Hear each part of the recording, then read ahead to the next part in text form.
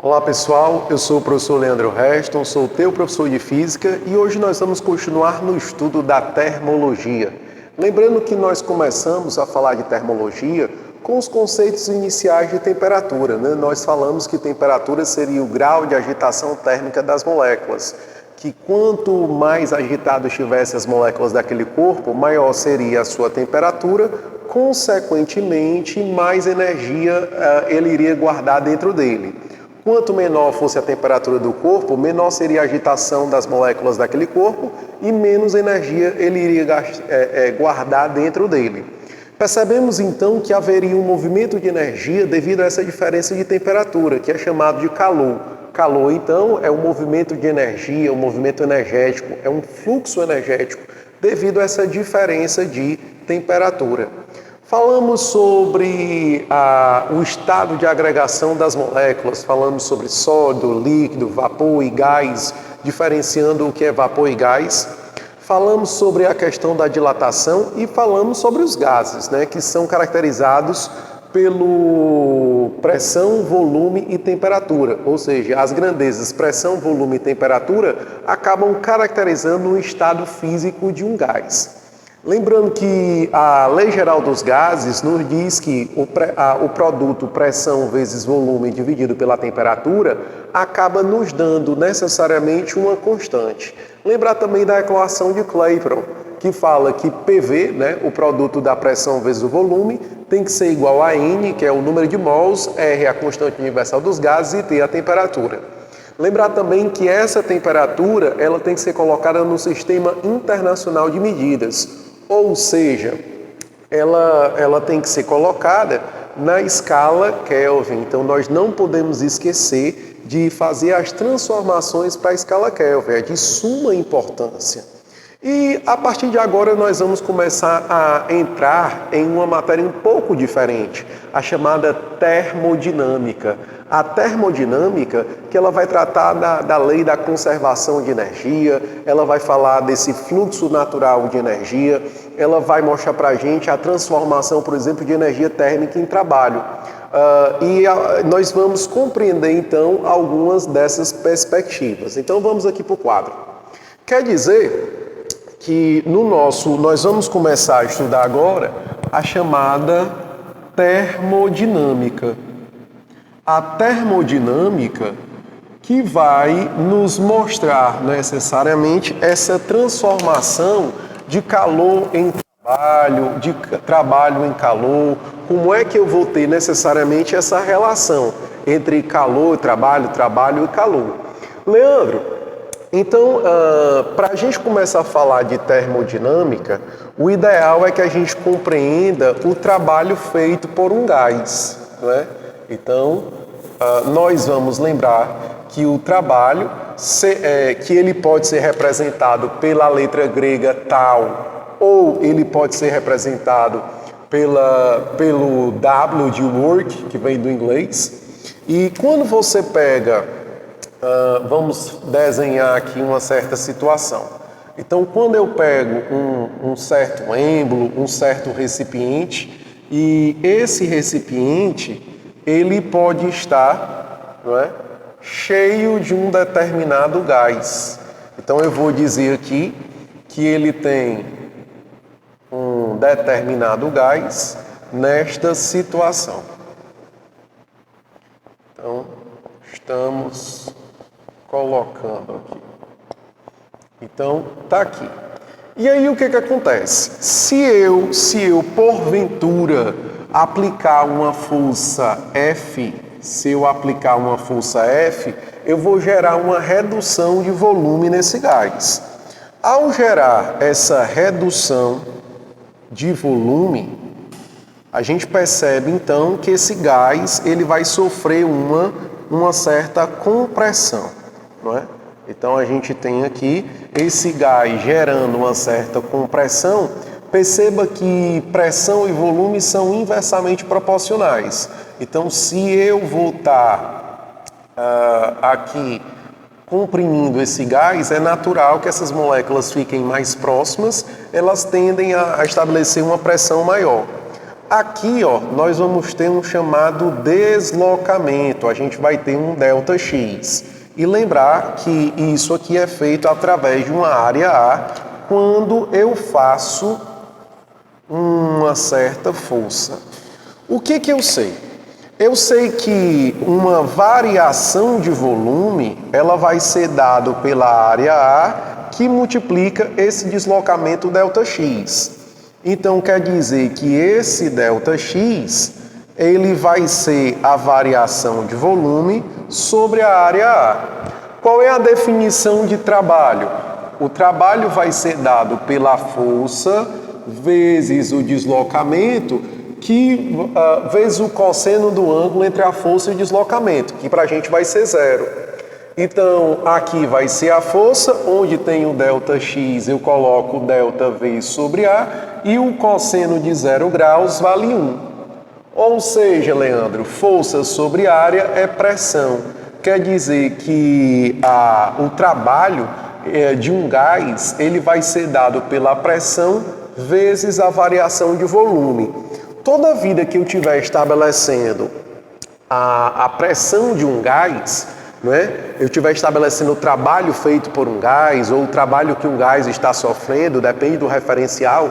Na física, o referencial adotado é o gás é o agente. A diferença lá na química é que o gás é o paciente, ele vai sofrer trabalho. Aqui no nosso referencial, o gás, ele vai estar realizando o trabalho. O grande diferencial é esse.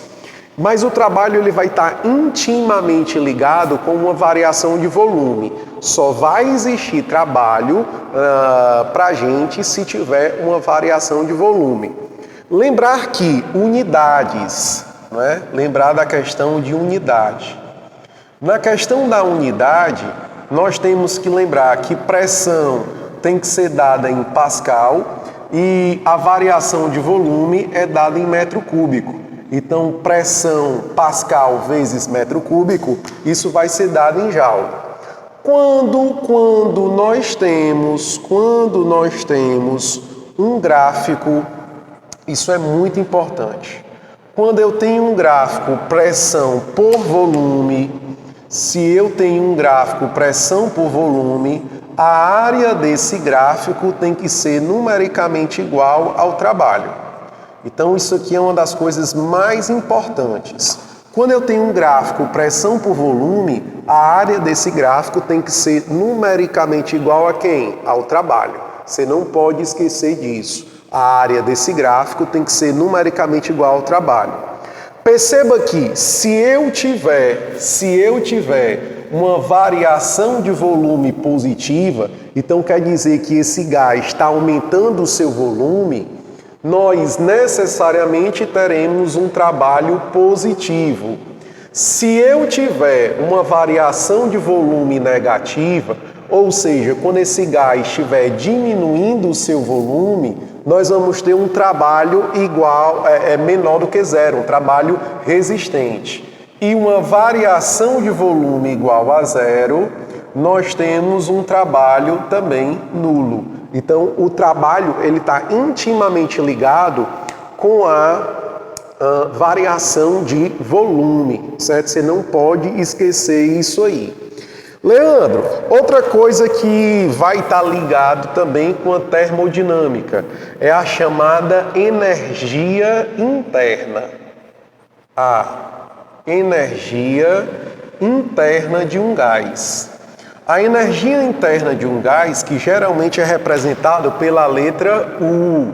Essa energia interna, ela pode ser um gás monoatômico, ou seja, quando ele é feito de um só tipo de átomo. Ela pode ser diatômico, quando ele é feito de 2 átomos, ou ela pode ser poliatômico. Poliatômico é quando ele é feito de 3 ou mais átomos. Se ele for monoatômico, essa energia interna ela é dada como 3 meios de nRT, onde N é o número de mols, R é a constante universal dos gases e T a temperatura. Se ele for diatômico, essa energia interna é 5 meios de nRT. E se ele for poliatômico, ou seja, com 3 ou mais, essa energia interna passa a ser 7 meios de nRT. Então, a energia interna ela vai depender, necessariamente de quantos átomos, formam esse gás, a molécula desse gás. Se esse gás tiver sua molécula formada por um único átomo, a energia interna é dada como 3 meios de nRT. Ela depende do número de mols, da constante universal dos gases e da temperatura. Se for diatômico, ou seja, se a molécula que forma esse gás, como por exemplo o oxigênio, ele é formado de 2 átomos. Então, como é que eu vou calcular a energia interna? É 5 meios de nRT. E se for poliatômico, é 7 meios de nRT. Leandro, eu também vou falar a questão do calor, não é? A gente tem que falar da questão do calor, que é representado pela letra Q. Lembrar que esse calor, ele pode ser um calor recebido, certo? Ou ele pode ser um calor cedido. E nós precisamos definir esse referencial muito bem feito. Quando ele é um calor recebido, nós vamos convencionar esse calor como sendo positivo. Se ele é um calor cedido ou liberado, nós vamos convencionar esse calor como sendo um calor negativo. Então, quando é que eu vou ter um trabalho positivo de um gás? Quando ele sofre um processo de expansão. Quando é que eu vou ter um trabalho negativo de um gás, um trabalho resistente? Quando ele sofre um processo de contração. E quando esse gás não tem necessariamente trabalho, é quando ele não varia o seu volume. Eu vou ter também uma grandeza chamada de energia interna. O que é energia interna? É a energia que pertence internamente a esse gás. Vai depender de quantos átomos formam a molécula desse gás.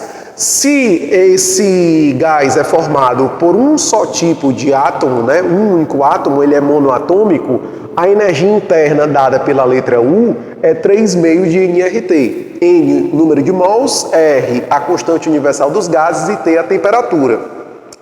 Se ele é diatômico, ou seja, ele é formado a molécula que compõe esse gás é formada de 2 átomos. Então a energia interna ela é 5 meios de nRT.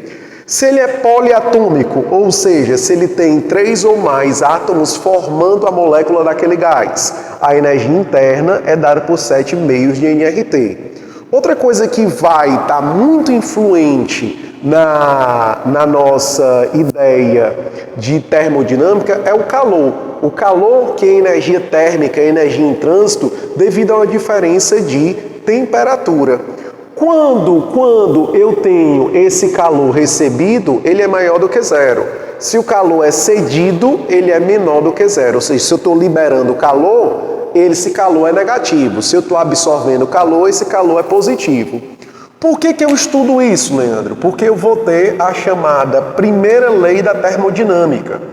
A primeira lei da termodinâmica, ela é uma lei que vai envolver essas 3 grandezas.